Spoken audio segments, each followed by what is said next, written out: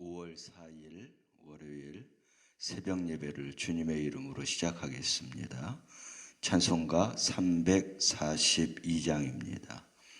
너 시험을 당해 죄짓지 말고 너 용기를 다해 곧 물리쳐라. 너 시험을 이겨 새 힘을 얻고 주 예수를 믿어 늘 승리하라. 342장입니다.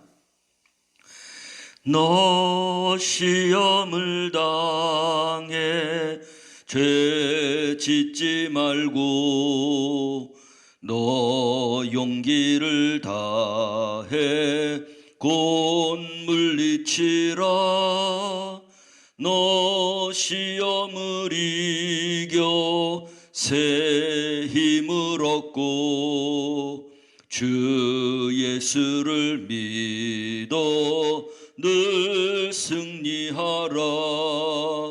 우리 구주의 힘과 그의 위로를 빌라. 주님 내 편에 서서 항상 도우시리. 내 친구를 삼가 잘 선택하고 너 언행을 삼가 늘 조심하라. 너 열심을 다해 늘 충성하고 온 정성을 다해 주 봉사하라. 우리 구주의 힘과 그의 위로를 빌라.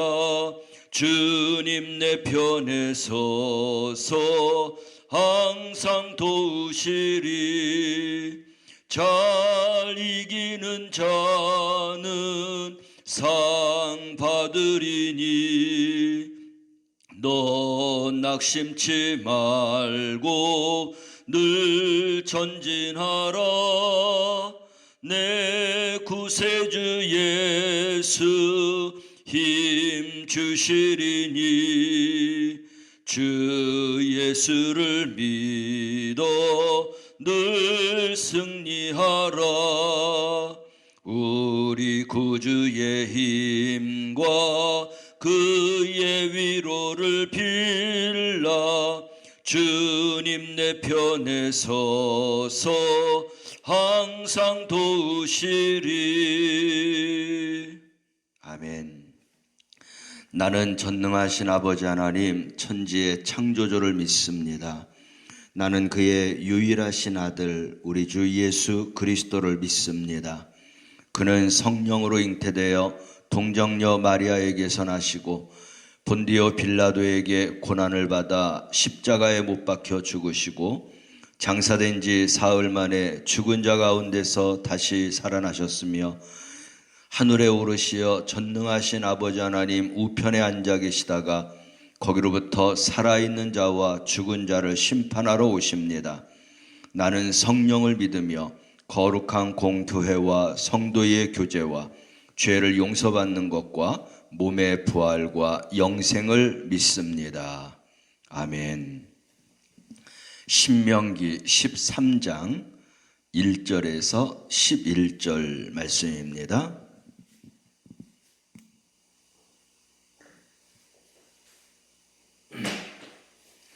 신명기 13장 1절에서 11절 말씀까지 함께 봉독합니다.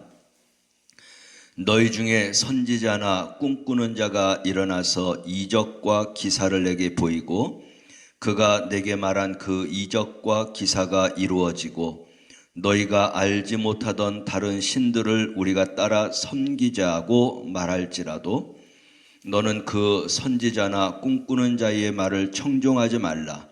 이는 너희의 하나님 여호와께서 너희가 마음을 다하고 뜻을 다하여 너희의 하나님 여호와를 사랑하는 여부를 알려하사 너희를 시험하심이니라. 너희는 너희의 하나님 여호와를 따르며 그를 경외하며 그의 명령을 지키며 그의 목소리를 청종하며 그를 섬기며 그를 의지하며 그런 선지자나 꿈꾸는 자는 죽이라. 이는 그가 너희에게 너희를 애굽 땅에서 인도하여 내시며 종되었던 집에서 속량하신 너희의 하나님 여호와를 배반하게 하려 하며 너희의 하나님 여호와께서 내게 행하라 명령하신 도에서 너를 꿰어내려고 말하였음이니라. 너는 이같이 하여 너희 중에서 악을 제할지니라. 내 어머니의 아들 곧 내 형제나 내 자녀나 내 품의 아내나 너와 생명을 함께하는 친구가 가만히 너를 꿰어 이르기를 너와 내 조상들이 알지 못하던 다른 신들 곧 내 사방을 둘러싸고 있는 민족 혹 내게서 가깝든지 내게서 멀든지 땅 이 끝에서 저 끝까지에 있는 민족의 신들을 우리가 가서 섬기자 할지라도 너는 그를 따르지 말며 듣지 말며 긍휼히 여기지 말며 애석히 여기지 말며 덮어 숨기지 말고 너는 용서 없이 그를 죽이되 죽일 때에 내가 먼저 그에게 손을 대고 후에 뭇 백성이 손을 대라. 그는 애굽 땅 종 되었던 집에서 너를 인도하여 내신 내 하나님 여호와에게서 너를 꿰어 떠나게 하려 한 자이니 너는 돌로 쳐 죽이라. 그리하면 온 이스라엘이 듣고 두려워하여 이같이 악을 다시는 너희 중에서 행하지 못하리라. 아멘. 오늘 읽은 본문 말씀을 통해서 주신 제목을 함께 봅니다. 이적과 기사가 아닌 주님 말씀만 따르십시오. 오늘의 말씀 요약을 함께 읽습니다. 거짓 선지자나 꿈꾸는 자가 이적과 기사를 보이며 다른 신을 섬기자 할 때 이스라엘 백성은 그 말을 청종하지 말아야 합니다. 그는 백성을 하나님의 도에서 꿰어내려 하는 자이기에 백성은 그를 죽여 악을 제해야 합니다. 이스라엘은 하나님의 목소리를 청종하며 그분을 섬기고 의지해야 합니다. 가나안 땅의 특징 중에 하나는 눈에 보이는 것들이 지배한다는 것입니다. 이것은 오늘날 우리가 살아가고 있는 세상 나라의 특징이기도 한데 전부 눈에 보이는 것들이 기준이 되는 것이죠. 보이는 것들이 보이지 않는 마음을 뒤흔들어 놓기도 하고 미혹하기도 합니다. 그러나 하나님은 속지 말라고 말씀하시는데 1절과 2절 보면 선지자나 꿈꾸는 자가 일어나 이적과 기사를 보여주며 그가 말한 대로 기적을 일으켜서 너희가 알지 못하던 다른 신들을 우리가 따라 섬기자라고 말할 때 그들의 말을 듣지 말라 말씀하고 있습니다. 다시 한번 1절과 2절 말씀을 함께 읽어봅니다. 너희 중에 선지자나 꿈꾸는 자가 일어나서 이적과 기사를 내게 보이고 그가 내게 말한 그 이적과 기사가 이루어지고 너희가 알지 못하던 다른 신들을 우리가 따라 섬기자고 말할지라도 듣지 말아야 한다. 세상은 눈에 보이는 것으로 우리를 유혹합니다. 그리고 하나님으로부터 멀어지게 유인합니다. 그럴듯한 것을 보여주고 남과 비교하게 만들고 하나님을 의심하고 오해하게도 합니다. 그래도 그것이 혹시 하나님의 기적이지 않을까라고 염려되고 걱정이 된다고 하면 우리는 이럴 때 분명하게 분별해야 합니다. 하나님의 기적은 반드시 우리를 진리의 말씀으로 인도하십니다. 성령님은 우리를 반드시 하나님과 인격적인 관계를 맺도록 이끌어 가십니다. 그래서 말씀과 상관없이 일어나는 기적은 전부 풀의 꽃처럼 지나가 버릴 것입니다. 그러기에 우리는 눈에 보이는 것으로 혹 기적이 일어난다 할지라도 그것을 분별할 수 있는 것은 하나님의 진리의 말씀을 가지고 분별하라 하는 말씀입니다.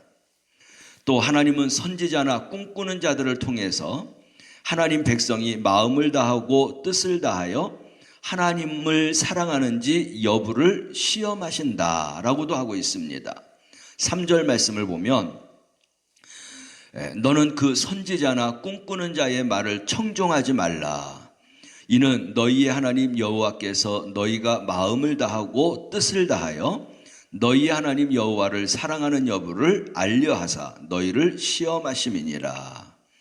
이적과 기사 앞에서도 그것을 따라가지 않고 말씀에 생명을 걸고 말씀 앞에 머무는 것이 신앙인데 우리는 기적을 일으키지 못하고 기적의 의미를 분별할 수 없을지 몰라도 그러나 기적이 아니라 먼저 말씀을 듣고 말씀을 믿는 것, 이거는 성도가 반드시 우선적으로 해야 하는 그러한 생활입니다. 마음을 다하여 하나님을 사랑하라고 하는 말씀은 어려운 것이 아니죠. 사랑하기 때문에 노력할 수는 있지만 억지로 노력해서 사랑하는 척해야만 그것을 사랑이라고 부를 수는 없는 것입니다. 그래서 모세는 하나님을 따르고 경외하며 그분의 명령을 지키라고 명령합니다. 하나님의 음성을 청종하고 하나님을 섬기고 하나님을 의지하라 하고 있습니다. 이것이 바로 하나님의 말씀을 붙들고 모든 것을 판단하고 분별할 때 우리가 가져야 될 그런 기준이 되는 것이죠. 4절 보면 너희는 너희의 하나님 여호와를 따르며 그를 경외하며 그의 명령을 지키며 그의 목소리를 청종하며 그를 섬기며 그를 의지하며. 안 되는데 억지로 하라고 하는 것이 아닙니다. 하나님을 사랑하기 때문에 당연히 이렇게 하는 것이죠. 하나님께 구원받지 않았다면 하나님을 사랑할 이유도 없는 것입니다. 또 말씀을 따를 필요도 없는 것이죠. 그러나 정말 하나님께 구원받은 하나님의 백성이 되었다면 하나님의 말씀의 명령을 종교적인 의무나 희생이 아니라 상식으로 또 기쁨으로 그 말씀을 따르며 순종해야 하는 것입니다. 하나님은 바로 이러한 삶을 우리에게 원하시는 것입니다. 또 하나님을 사랑하는지 여부를 알려하기 위해서 너희를 시험한다라고까지도 말씀을 하셨습니다. 우리는 억지가 아니라 어떤 종교적인 의무나 희생이 아니라 하나님을 사랑하기 때문에 이 말씀을 당연히 따라야 한다. 이게 상식이고 또 이것이 나의 기쁨이다라고 고백하며 믿음과 신앙을 갖고 주를 따르는 하나님의 명령을 순종하는 성도들이 되시기를 바랍니다. 하나님은 우상을 섬기도록 미혹하는 자들을 단호하게 죽이라고 말씀하십니다. 선지자나 꿈꾸는 자는 물론이고 혹 가족이라 할지라도 그 말을 듣지도 말고 숨겨주거나 긍휼히 여기지 말고 죽이라. 5절에서 9절 말씀까지죠. 그런 선지자나 꿈꾸는 자는 죽이라. 이는 그가 너희에게 너희를 애굽 땅에서 인도하여 내시며 종되었던 집에서 속량하신 너희 하나님 여호와를 배반하게 하려 하며 너희 하나님 여호와께서 내게 행하라 명령하신 도에서 너를 꿰어내려고 말하였음이라. 너는 이같이 하여 너희 중에서 악을 제할지니라.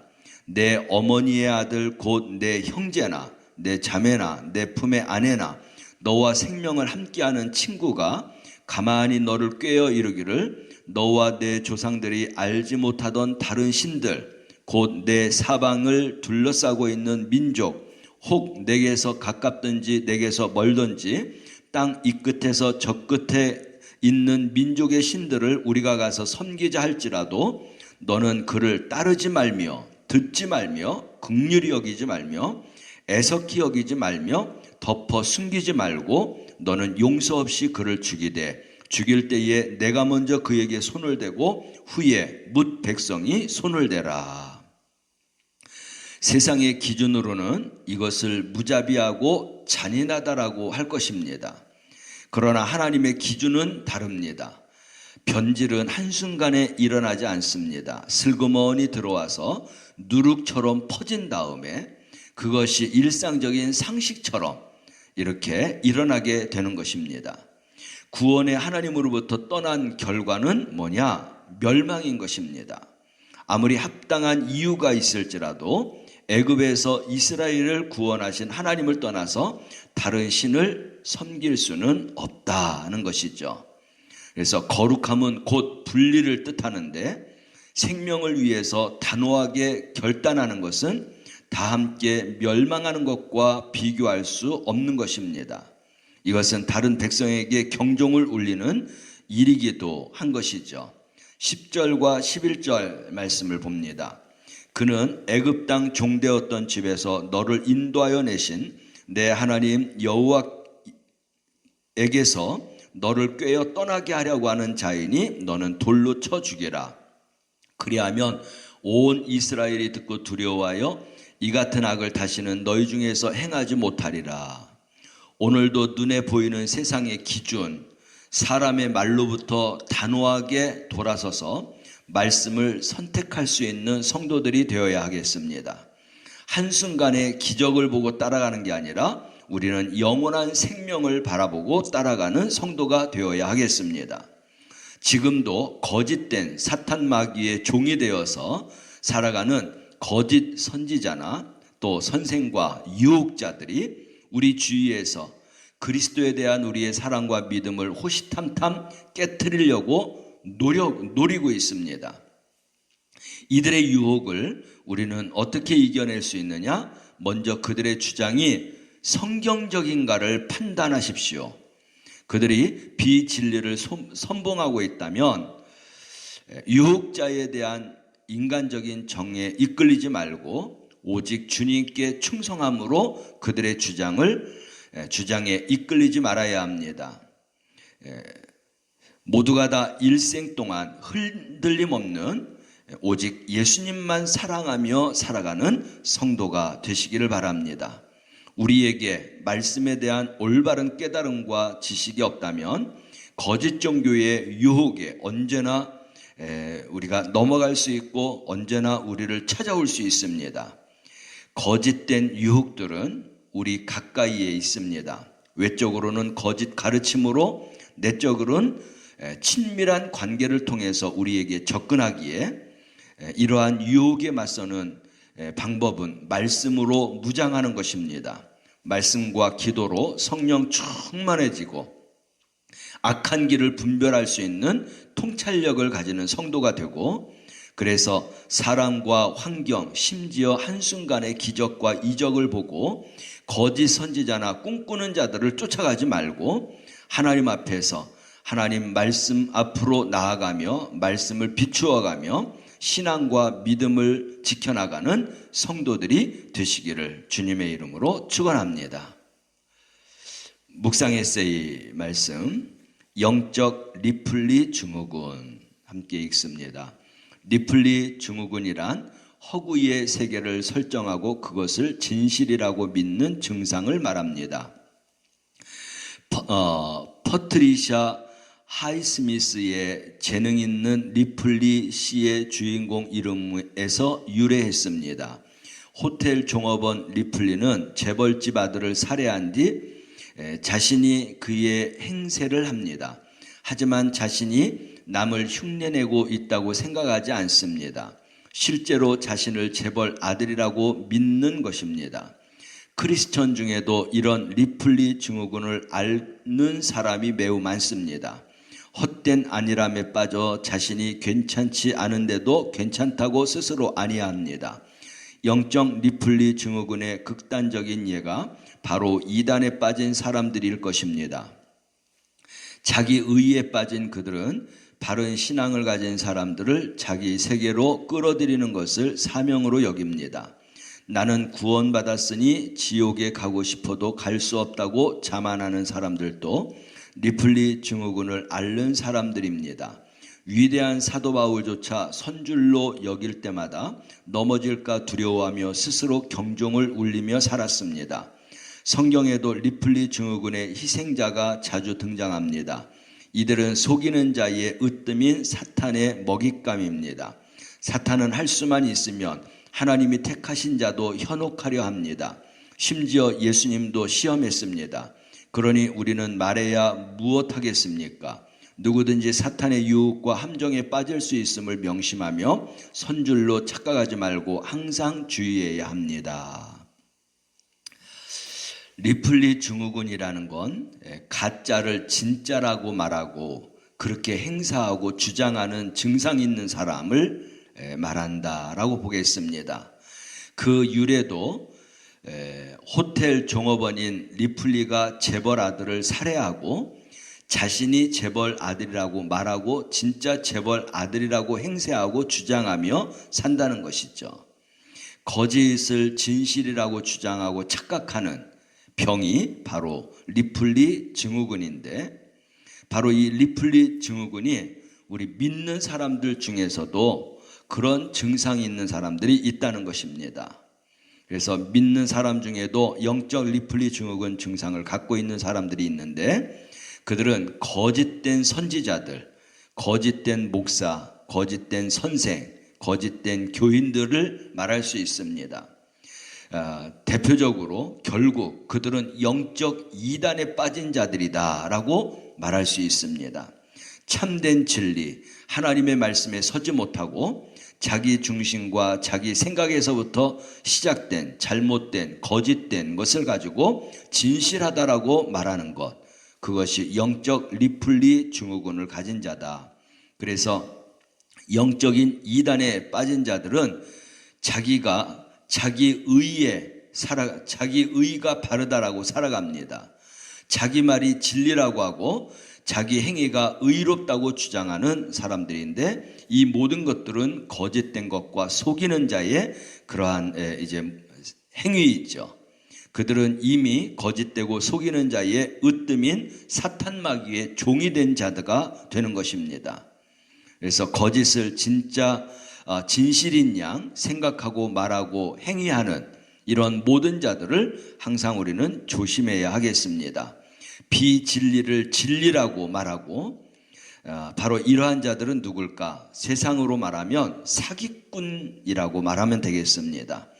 남을 속이고 거짓을 진실이라고 말하면서 사람을 속이는 자, 이게 어디에서부터 왔느냐? 사탄 마귀에서부터 온 겁니다. 사탄 마귀는 거짓된 자, 그리고 속이는 자, 하나님을 대적하는 자가 사탄 마귀인데, 바로 영적 리플리 증후군을 가진 자들이 이렇게 영혼육이 사탄의 종이 되어서 잘못된 삶을 살아가고, 그리고 그들이 사람들의 영혼육의 피를 빨아먹는 거짓된 자로서 생활한다.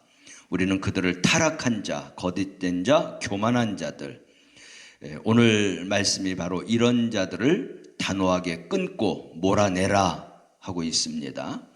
신앙과 믿음은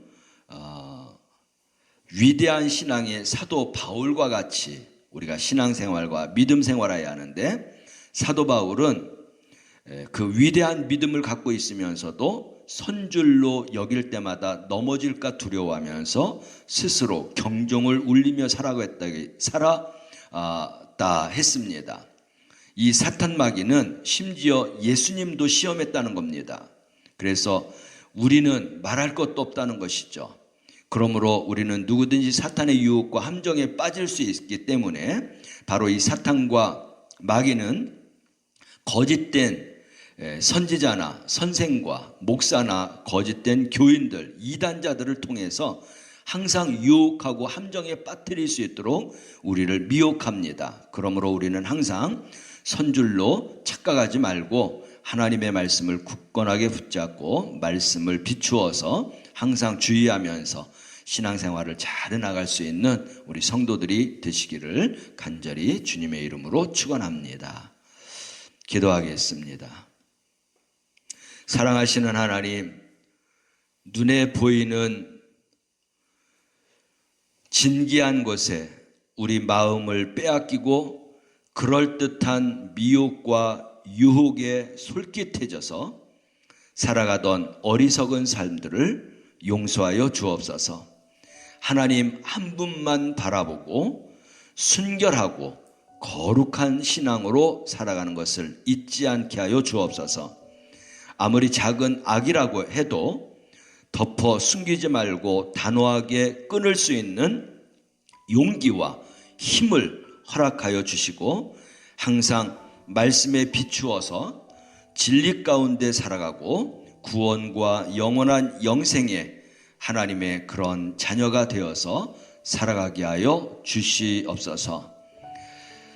하나님께서는 내가 거룩하니 너희도 거룩하라고 했습니다. 세상의 미혹과 유혹에 넘어지지 말고 하나님 말씀을 든든히 붙잡고 말씀의 길을 걸어가며 생명과 영생을 얻는 성도들이 다 되게 하여 주옵소서. 이제 수술하고 회복 중에 있는 우리 사랑하는 성도들, 아픔과 고통과 또 괴로움 가운데 있는 성도들이 있습니다. 저희들의 모든 힘든 부분들을 주님께서 치유하여 주옵소서. 주님, 또 저희들의 모든 아픔을 깨끗하게 고쳐 주시옵소서. 수술한 모든 부위들이 속히 회복되어서 건강을 아버지 되찾게 하여 주시고, 건강한 몸으로 주를 섬기며 주어지는 일상생활을 넉넉히 하며 살아나갈 수 있는 건강한 복된 자의 삶을 살아가게 하여 주옵소서. 코로나19를 통하여서 수많은 백성들이 괴로워하고 고통 중에 있습니다. 또 저희들의 모든 경제, 문화, 사회, 정치까지도 힘들고 어려운 가운데 있습니다. 우리 주님께서 다시 한번 손들어 모든 이 코로나19 감염된 것을 치료하여 주시고, 그리고 바이러스 치료제가 속히 하나님 개발되어서 이 땅에 코로나19로 고통당하지 않게 하여 주시옵소서.